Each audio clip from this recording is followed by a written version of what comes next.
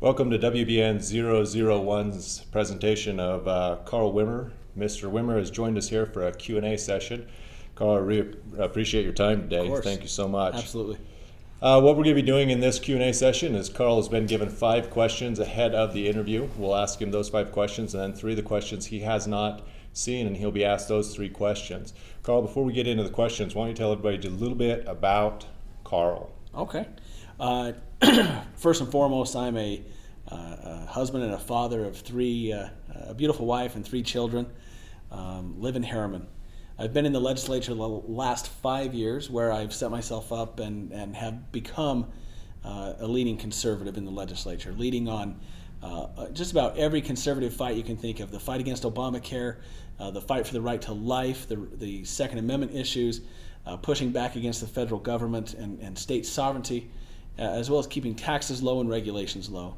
Prior to that, I was a police officer. That's my background, was law enforcement. I've been involved in law enforcement my entire adult life. In fact, I often tell people I come from a military family. My father served in the 82nd Airborne Division. My parents had 5 boys and 1 sister. Of the 5 boys, 3 of them are career military, and the other 2 are career law enforcement. And my parents gave us as children a deep love for God, family, and country. And that has led my beliefs in politics. Excellent. So let's go ahead and go into these questions. The questions are formulated by sometimes a grouping where I try to condense them down into a single theme. Others, they're just a single question. So you've stated that to prevent war, we must have a strong military and we must promote free trade. If elected to Congress, how would you strengthen our military and promote free trade?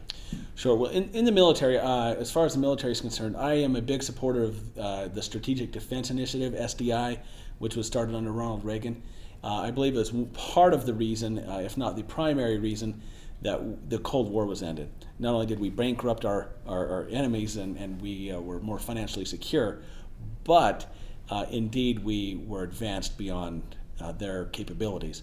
I think we need to continue to promote the advancement of our capabilities so that we have a strong national defense and so that we can protect our national sovereignty. In order to do that, though, we've got to get out of debt. We've got to get control of the economy and get Americans back to work. If we don't do that, it's going to continue to hurt national defense. Your second point is free trade? The free trade, yeah. Countries that trade together do not go to war together. I would challenge anyone, and I'm not saying it's never happened, but I challenge anyone to show me the last time that nations that trade with one another have gone to war with one another. When there's a financial incentive in that relationship, it prevents war. And so that is part of the reason that I'm a big supporter of free trade. Besides, I think it's the best economic policy. Sounds good. Let's go ahead and move on to the second question. What are your views on free trade with China and other countries whose companies are undercutting American companies with cheaper goods and labor? If elected to Congress, what steps would you take to bring those jobs back to America? Excellent, excellent. First of all, it's funny because we oftentimes point fingers at other countries for undercutting goods and services by monetary manipulation, currency manipulation. And we did that all the while we were in the process of printing money through quantitative easing, part 1 and part 2, which, in my opinion, is currency manipulation. We need to take care of our own problems first. Here's the issue.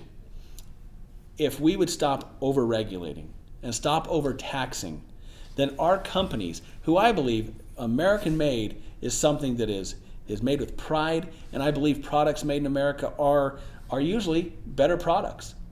But if we would quit over-regulating and quit over-taxing, our companies could compete against other nations and could continue to be, and once again become, the economic world powerhouse. And your second, I'm sorry. And it was just, I think you answered it, and Okay, that's the result of that would bring the jobs back to America. Absolutely. So we'll go on to the next one. Other than Obamacare, which bills that have been passed do you believe are unconstitutional? And if elected to Congress, what would you do to repeal or amend these bills? First of all, there's a couple that come to mind. First of all, the Patriot Act comes to mind. I believe that was unconstitutional. I believe it violates the Fourth Fifth, and Sixth Amendments. NDAA, which is the National Defense Authorization.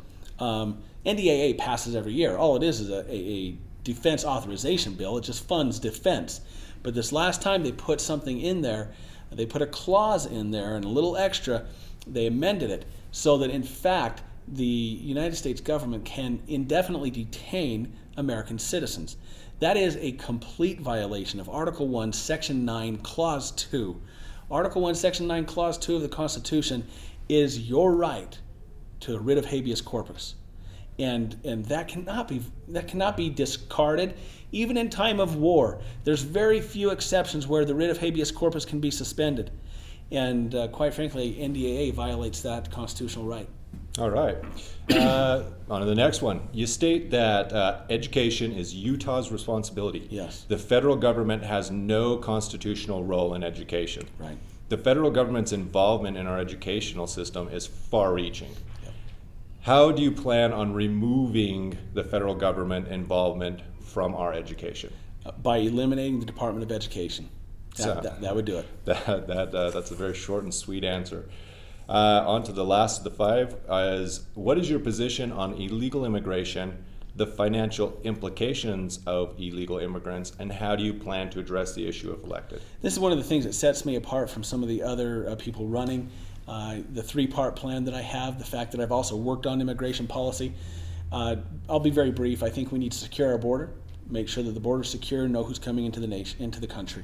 Number two, we need to eliminate the incentives that illegal immigrants get, the taxpayer-subsidized incentives, the free education, free health care, free housing, food stamps, free, across the board. We need to eliminate the incentives that are bankrupting our state and nation. Finally, we need to free up the market and allow free market principle to work, allow people who want to come into the country, allow them to come legally. Okay. So now on to the three questions that Mr. Wimmer has not been privy to, that these will be the first time that he'll hear them and he'll answer them. Okay, on to the first one. The country is in a budget crisis, and we have been, from the federal government all the way down to the city level. What services or programs do you consider among the most important, and in the end, to fund these programs and services in a budget crisis, you either need to cut spending or increase revenue? Which do you do? So which ones are the most important services that you want to keep? Yeah. But to keep them, we've got to either cut or increase. How do we do it? The most important services are those that are fundamental to protecting your unalienable God-given rights. Okay, so at the federal level, we're talking specifically about national defense, making sure that our country is secure so that you have the ability to pursue life, liberty, and the pursuit of happiness, those constitutionally protected rights. Article 1, Section 8 lays out those things that are within the constitutional framework for Congress to fund.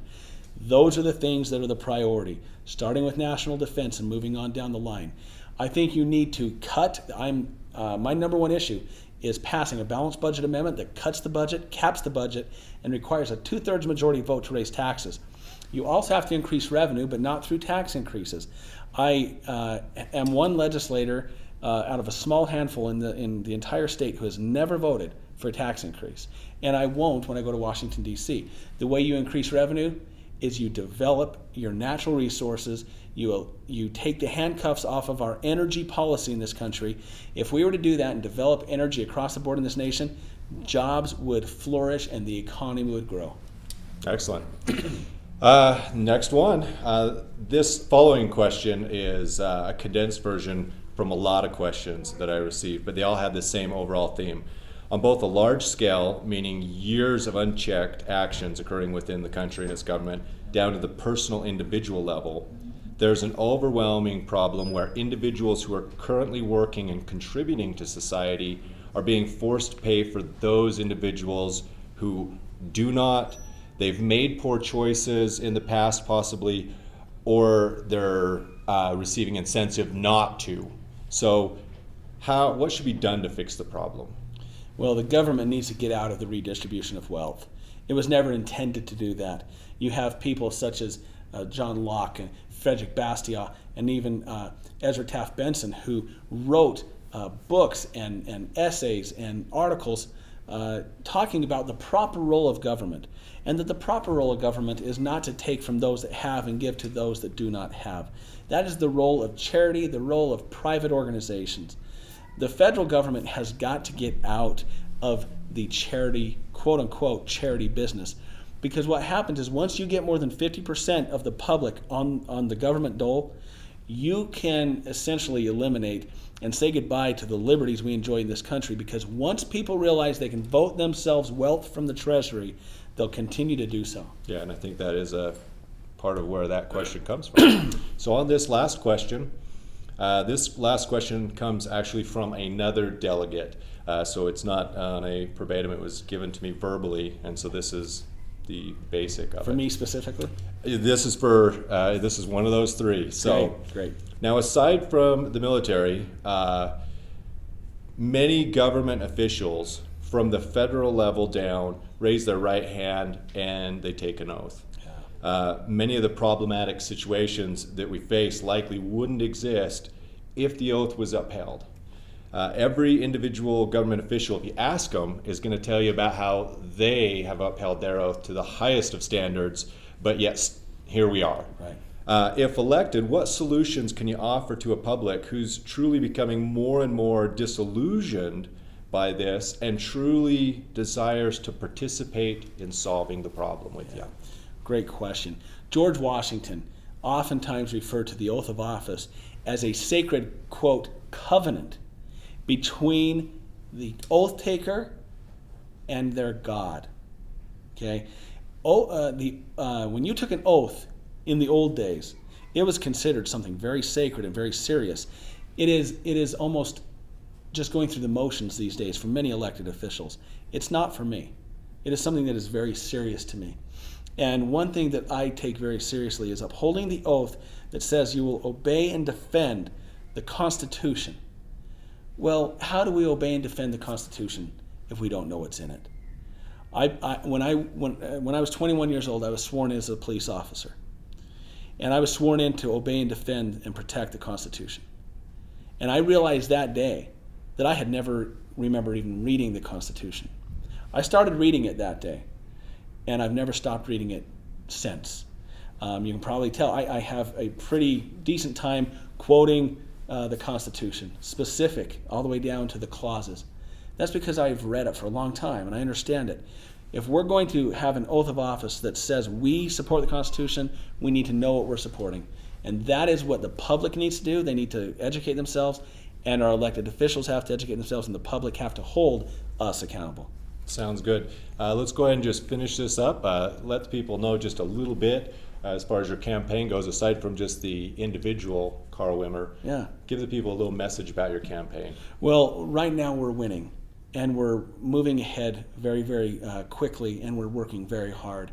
We have all sights set on taking out Jim Matheson this year, and we, I believe, are in the best position to do so. We have the best organization, the most volunteers, we've been able to raise the most money, and we have the most endorsements, including the endorsement from United States Senator Mike Lee in this election. The most important endorsement is the endorsement of the delegates and the citizens. That's what matters. I've enjoyed going out and meeting with people. The one thing I always ask people is, in any election, the most important thing you have to decide is is the politician, is the person running, really going to do what they say they're going to do? Are they telling you the truth? I always tell people, don't trust me, don't trust the other people in this race, don't trust our words. Take and look at our record. You don't have to take my word for it because I have a record. You can look at what I've done. You never have to guess what I'm going to do because you know what I have done, and I've been a proven, verifiable conservative in the Utah legislature who has led the fight here. I will take those same principles back to Washington, D.C. Sounds very, very good. And Mr. Wimmer, thank you so you. much for Absolutely. your time today. We really Thank you. appreciate it. That's going to be it for this episode on WBN 001. Be sure to tune in for the follow-up. Have a good time.